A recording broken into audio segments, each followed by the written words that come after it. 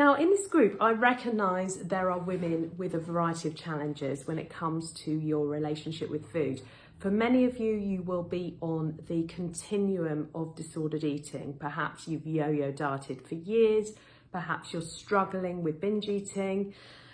Some of you may have very rigid food rules and ideas around food and eating.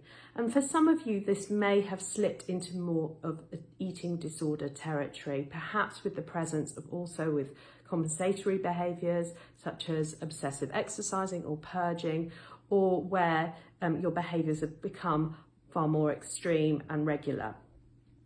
So I appreciate there is a variety within this group, but whatever your eating behaviours are giving you, they are also stealing something from you. So we know that when delving into the psychology of eating disorders and disordered eating, it is common for the individual to feel ambivalence about change. So really, that is when you recognise that a behaviour, there is this behaviour that you want to change. You've recognised that it is problematic for you, but you're fearful or even stuck about how to change it because perhaps it's giving you something, it's giving you that benefit of some kind. So we know that sometimes this ambivalence about change is, all the thoughts about the behaviours, all the thoughts are benefiting you in some way. But there are obviously many costs to this aspect. For example, those kind of relentless thoughts in your brain where there's no room to think about anything else. The impacts that this has on relationships, the impacts on your social life, your connection with others, the impacts on fulfilling a purpose in life. It can impact your work, your overall connection and enjoyment in life. So there are so many things and many, many more reasons. Obviously it impacts your health in many ways, your physical and mental health. So, the benefit may be perhaps that you may be thinking it helps you to feel accepted because if you are a restricted eater and you have lost weight, we are very often praised for this, aren't we? We're often praised by others without them realising actually the misery that and the problems that is causing this person. After all, we live in a culture that celebrates weight loss and moralises food choices and slimness, right? And you might even find that you yourself do this to others. Perhaps you praise other people when they've lost weight. Perhaps this will make you think a little bit again about it because it's become such an automatic thing in our society that it becomes very normalised to do so. Now, perhaps you are using food as a coping mechanism.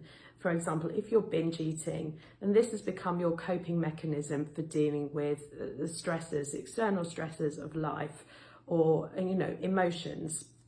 So for you, this benefit might only last a few seconds. Perhaps it's a relief, distraction, an escape from life. But actually, many of my clients tell me that this, if they get a feeling of comfort at all, it rarely lasts for very long, or they rarely actually don't experience any comfort, any benefit from the eating that they think that it will bring on. And often then you've got that shame and that guilt and that self-loathing that follows. So really what we want to do is recognise and acknowledge the ambivalence that we're feeling around change. So around these behaviours, of changing these behaviours. So really we want to observe the benefits that they may be bringing us in a different, more constructive way. So for example, we might notice that this has been a coping strategy for us, acknowledge it. It's not about feeling shameful about it, about embarrassment, about guilt. It's not your fault, but it's acknowledging that that's what's happened.